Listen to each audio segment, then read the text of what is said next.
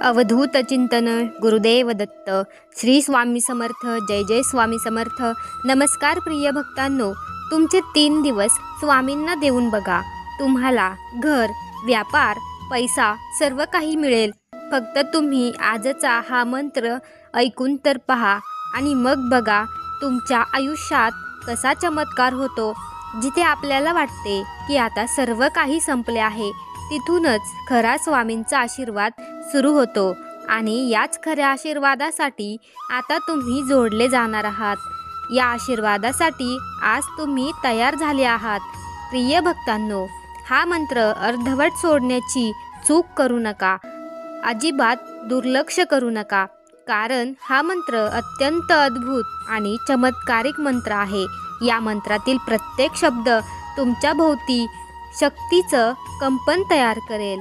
घरामध्ये हा मंत्र लावून ठेवला तर सकारात्मक ऊर्जा प्राप्त होईल.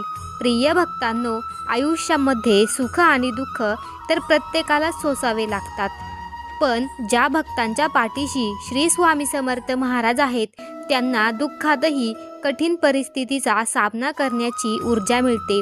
जेव्हा अनेक प्रयत्न करून सुद्धा आपल्याला निराशा मिळते, तेव्हा मनातून खचून न जाता एकदा मनापासून स्वामींकडे प्रार्थना करून पहा. तुमची प्रार्थना नक्कीच स्वामींपर्यंत पोहोचेल.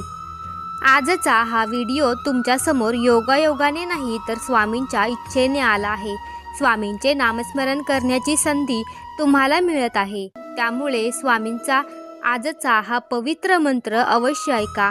त्यापूर्वी तुम्ही जर आपल्या चॅनेलवरती नवीन असाल तर आपल्या चॅनेलला सबस्क्राईब करायला विसरू नका आणि हा व्हिडिओ 3 लोकांना शेअर करा.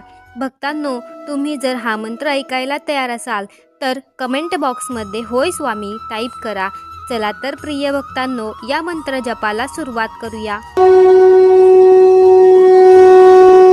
ओम निरंतर आशीर्वाद प्रवाही श्री स्वामी समर्थाय नमः.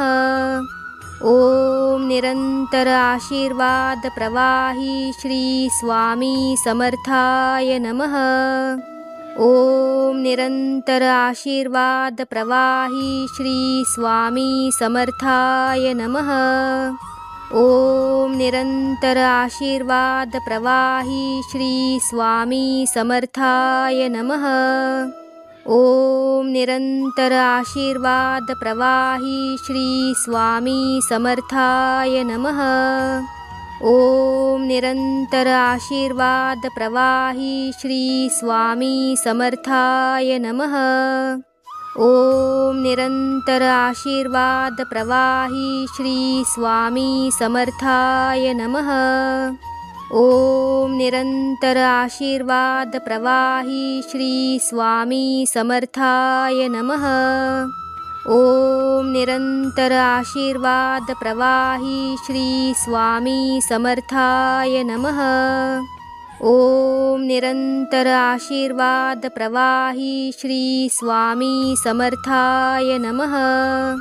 ओम निरंतर आशीर्वाद प्रवाही श्री स्वामी समर्थाय नमः. ओम निरंतर आशीर्वाद प्रवाही श्री स्वामी समर्थाय नमः. ओम निरंतर आशीर्वाद प्रवाही श्री स्वामी समर्थाय नमः. ओम निरंतर आशीर्वाद प्रवाही श्री स्वामी समर्थाय नमः. ओम निरंतर आशीर्वाद प्रवाही श्री स्वामी समर्थाय नमः. ओम निरंतर आशीर्वाद प्रवाही श्री स्वामी समर्थाय नमः. ओम निरंतर आशीर्वाद प्रवाही श्री स्वामी समर्थाय नमः.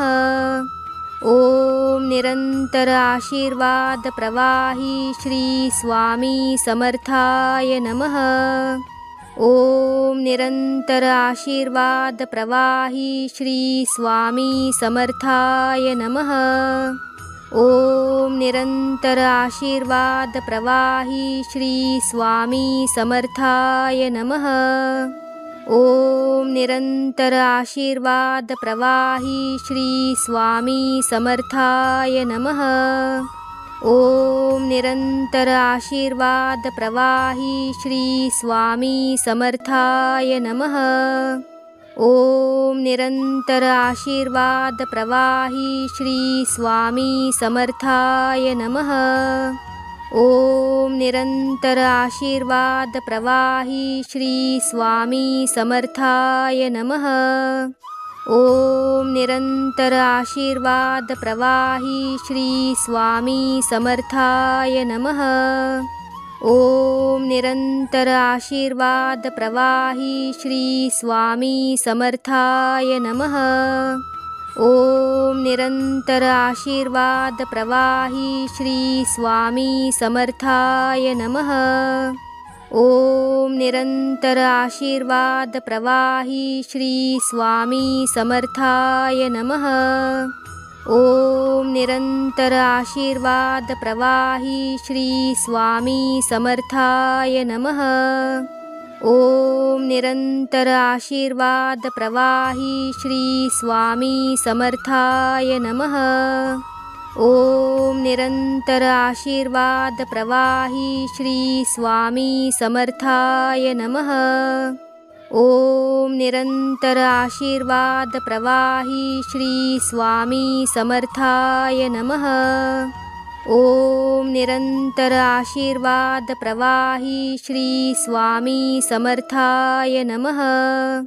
ओम निरंतर आशीर्वाद प्रवाही श्री स्वामी समर्थाय नमः। ओम निरंतर आशीर्वाद प्रवाही श्री स्वामी समर्थाय नमः। ओम निरंतर आशीर्वाद प्रवाही श्री स्वामी समर्थाय नमः। ओम निरंतर आशीर्वाद प्रवाही श्री स्वामी समर्थाय नमः। ओम निरंतर आशीर्वाद प्रवाही श्री स्वामी समर्थाय नमः। ओम निरंतर आशीर्वाद प्रवाही श्री स्वामी समर्थाय नमः। ओम निरंतर आशीर्वाद प्रवाही श्री स्वामी समर्थाय नमः। ओम निरंतर आशीर्वाद प्रवाही श्री स्वामी समर्थाय नमः। ओम निरंतर आशीर्वाद प्रवाही श्री स्वामी समर्थाय नमः। ओम निरंतर आशीर्वाद प्रवाही श्री स्वामी समर्थाय नमः। ओम निरंतर आशीर्वाद प्रवाही श्री स्वामी समर्थाय नमः। ओम निरंतर आशीर्वाद प्रवाही श्री स्वामी समर्थाय नमः। ओम निरंतर आशीर्वाद प्रवाही श्री स्वामी समर्थाय नमः। ओम निरंतर आशीर्वाद प्रवाही श्री स्वामी समर्थाय नमः। ओम निरंतर आशीर्वाद प्रवाही श्री स्वामी समर्थाय नमः। ओम निरंतर आशीर्वाद प्रवाही श्री स्वामी समर्थाय नमः। ओम निरंतर आशीर्वाद प्रवाही श्री स्वामी समर्थाय नमः। ओम निरंतर आशीर्वाद प्रवाही श्री स्वामी समर्थाय नमः। ओम निरंतर आशीर्वाद प्रवाही श्री स्वामी समर्थाय नमः। ओम निरंतर आशीर्वाद प्रवाही श्री स्वामी समर्थाय नमः। ओम निरंतर आशीर्वाद प्रवाही श्री स्वामी समर्थाय नमः। ओम निरंतर आशीर्वाद प्रवाही श्री स्वामी समर्थाय नमः। ओम निरंतर आशीर्वाद प्रवाही श्री स्वामी समर्थाय नमः। ओम निरंतर आशीर्वाद प्रवाही श्री स्वामी समर्थाय नमः। ओम निरंतर आशीर्वाद प्रवाही श्री स्वामी समर्थाय नमः। ओम निरंतर आशीर्वाद प्रवाही श्री स्वामी समर्थाय नमः। ओम निरंतर आशीर्वाद प्रवाही श्री स्वामी समर्थाय नमः। ओम निरंतर आशीर्वाद प्रवाही श्री स्वामी समर्थाय नमः। ओम निरंतर आशीर्वाद प्रवाही श्री स्वामी समर्थाय नमः। ओम निरंतर आशीर्वाद प्रवाही श्री स्वामी समर्थाय नमः। ओम निरंतर आशीर्वाद प्रवाही श्री स्वामी समर्थाय नमः।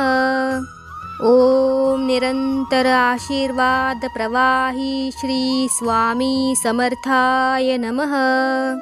ओम निरंतर आशीर्वाद प्रवाही श्री स्वामी समर्थाय नमः। ओम निरंतर आशीर्वाद प्रवाही श्री स्वामी समर्थाय नमः। ओम निरंतर आशीर्वाद प्रवाही श्री स्वामी समर्थाय नमः। ओम निरंतर आशीर्वाद प्रवाही श्री स्वामी समर्थाय नमः। ओम निरंतर आशीर्वाद प्रवाही श्री स्वामी समर्थाय नमः। ओम निरंतर आशीर्वाद प्रवाही श्री स्वामी समर्थाय नमः। ओम निरंतर आशीर्वाद प्रवाही श्री स्वामी समर्थाय नमः। ओम निरंतर आशीर्वाद प्रवाही श्री स्वामी समर्थाय नमः। ओम निरंतर आशीर्वाद प्रवाही श्री स्वामी समर्थाय नमः। ओम निरंतर आशीर्वाद प्रवाही श्री स्वामी समर्थाय नमः। ओम निरंतर आशीर्वाद प्रवाही श्री स्वामी समर्थाय नमः। ओम निरंतर आशीर्वाद प्रवाही श्री स्वामी समर्थाय नमः। ओम निरंतर आशीर्वाद प्रवाही श्री स्वामी समर्थाय नमः। ओम निरंतर आशीर्वाद प्रवाही श्री स्वामी समर्थाय नमः। ओम निरंतर आशीर्वाद प्रवाही श्री स्वामी समर्थाय नमः। ओम निरंतर आशीर्वाद प्रवाही श्री स्वामी समर्थाय नमः। ओम निरंतर आशीर्वाद प्रवाही श्री स्वामी समर्थाय नमः। ओम निरंतर आशीर्वाद प्रवाही श्री स्वामी समर्थाय नमः। ओम निरंतर आशीर्वाद प्रवाही श्री स्वामी समर्थाय नमः। ओम निरंतर आशीर्वाद प्रवाही श्री स्वामी समर्थाय नमः। ओम निरंतर आशीर्वाद प्रवाही श्री स्वामी समर्थाय नमः। ओम निरंतर आशीर्वाद प्रवाही श्री स्वामी समर्थाय नमः। ओम निरंतर आशीर्वाद प्रवाही श्री स्वामी समर्थाय नमः।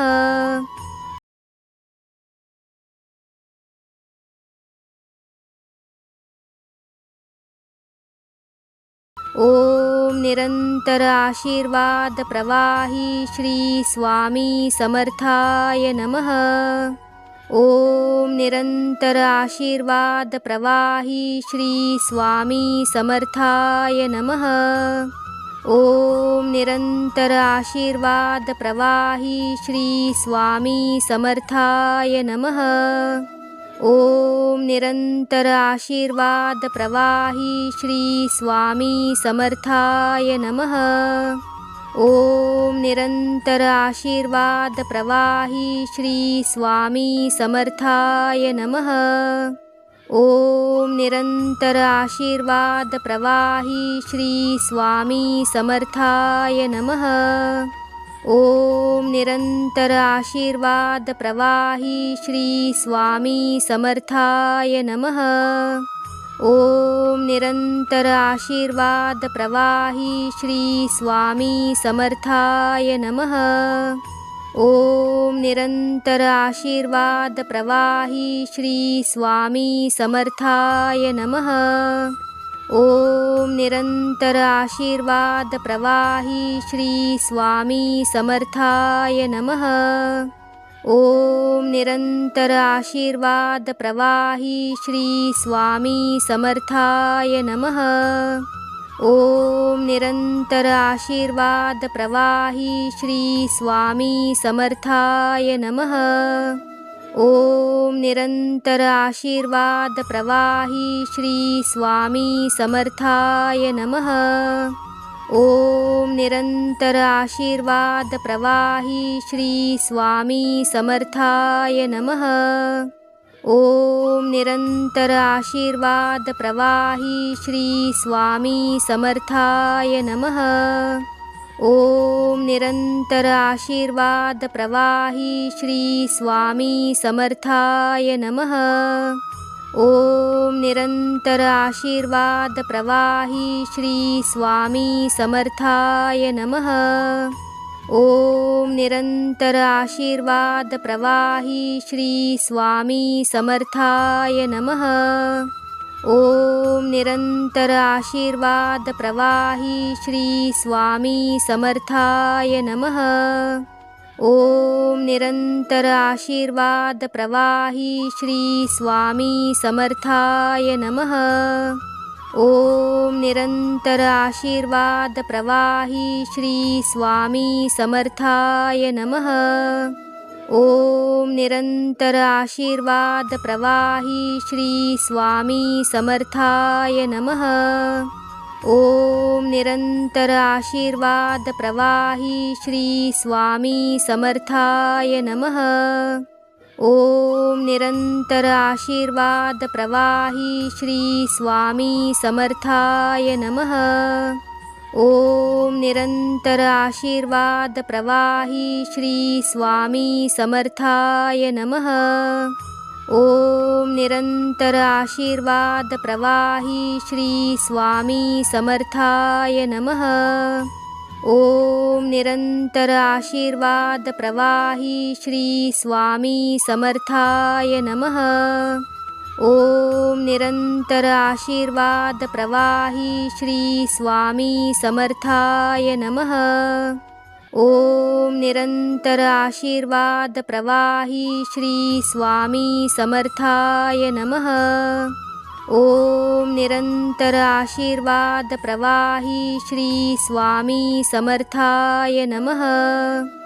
ओम निरंतर आशीर्वाद प्रवाही श्री स्वामी समर्थाय नमः। ओम निरंतर आशीर्वाद प्रवाही श्री स्वामी समर्थाय नमः। ओम निरंतर आशीर्वाद प्रवाही श्री स्वामी समर्थाय नमः। ओम निरंतर आशीर्वाद प्रवाही श्री स्वामी समर्थाय नमः। ओम निरंतर आशीर्वाद प्रवाही श्री स्वामी समर्थाय नमः। ओम निरंतर आशीर्वाद प्रवाही श्री स्वामी समर्थाय नमः। ओम निरंतर आशीर्वाद प्रवाही श्री स्वामी समर्थाय नमः। ओम निरंतर आशीर्वाद प्रवाही श्री स्वामी समर्थाय नमः। ओम निरंतर आशीर्वाद प्रवाही श्री स्वामी समर्थाय नमः। ओम निरंतर आशीर्वाद प्रवाही श्री स्वामी समर्थाय नमः। ओम निरंतर आशीर्वाद प्रवाही श्री स्वामी समर्थाय नमः। ओम निरंतर आशीर्वाद प्रवाही श्री स्वामी समर्थाय नमः। ओम निरंतर आशीर्वाद प्रवाही श्री स्वामी समर्थाय नमः। ओम निरंतर आशीर्वाद प्रवाही श्री स्वामी समर्थाय नमः। ओम निरंतर आशीर्वाद प्रवाही श्री स्वामी समर्थाय नमः। ओम निरंतर आशीर्वाद प्रवाही श्री स्वामी समर्थाय नमः। ओम निरंतर आशीर्वाद प्रवाही श्री स्वामी समर्थाय नमः। ओम निरंतर आशीर्वाद प्रवाही श्री स्वामी समर्थाय नमः। ओम निरंतर आशीर्वाद प्रवाही श्री स्वामी समर्थाय नमः। ओम निरंतर आशीर्वाद प्रवाही श्री स्वामी समर्थाय नमः। ओम निरंतर आशीर्वाद प्रवाही श्री स्वामी समर्थाय नमः। ओम निरंतर आशीर्वाद प्रवाही श्री स्वामी समर्थाय नमः।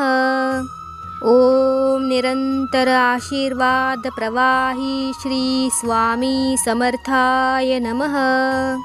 ओम निरंतर आशीर्वाद प्रवाही श्री स्वामी समर्थाय नमः। ओम निरंतर आशीर्वाद प्रवाही श्री स्वामी समर्थाय नमः। ओम निरंतर आशीर्वाद प्रवाही श्री स्वामी समर्थाय नमः। ओम निरंतर आशीर्वाद प्रवाही श्री स्वामी समर्थाय नमः। ओम निरंतर आशीर्वाद प्रवाही श्री स्वामी समर्थाय नमः। ओम निरंतर आशीर्वाद प्रवाही श्री स्वामी समर्थाय नमः।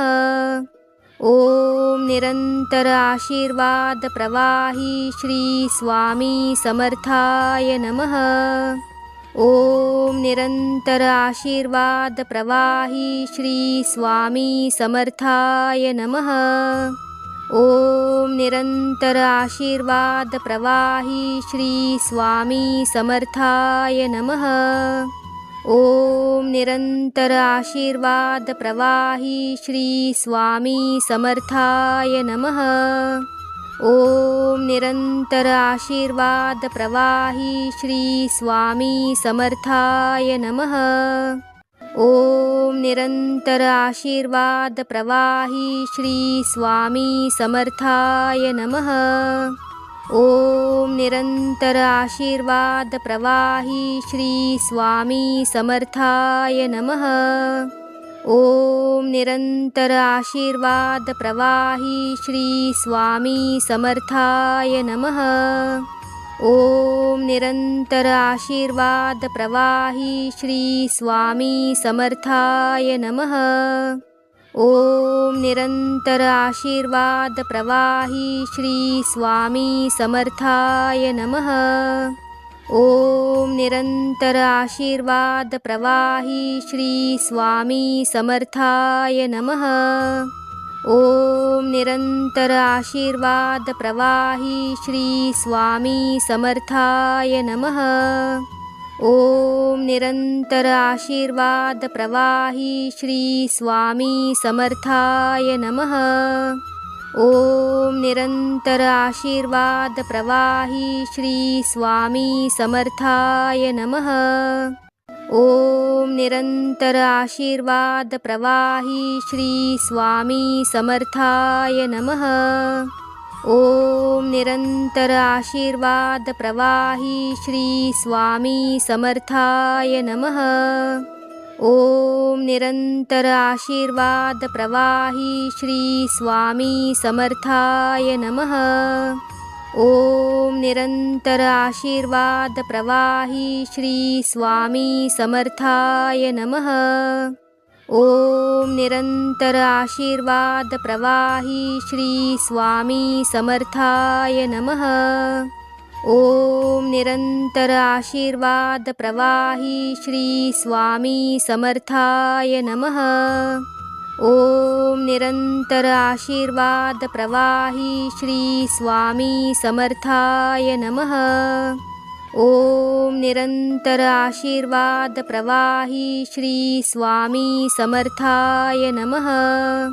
ओम निरंतर आशीर्वाद प्रवाही श्री स्वामी समर्थाय नमः।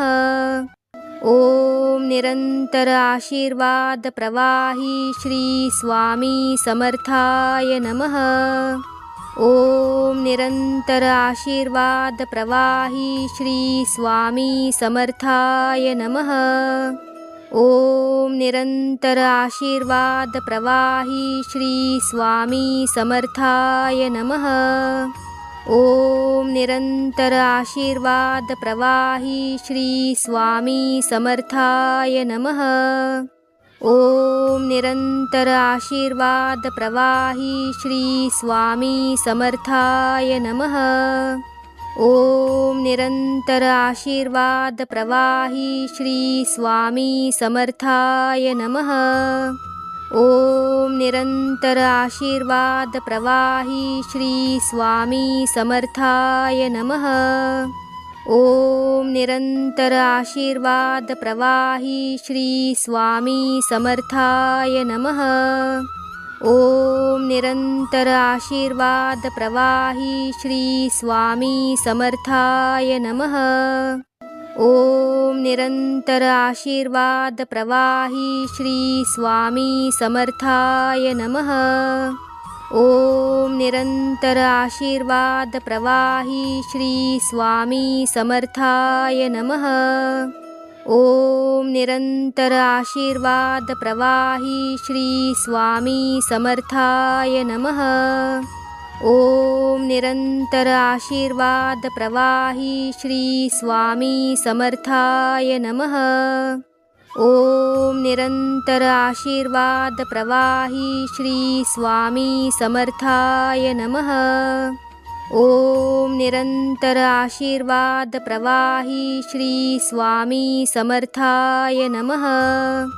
ओम निरंतर आशीर्वाद प्रवाही श्री स्वामी समर्थाय नमः।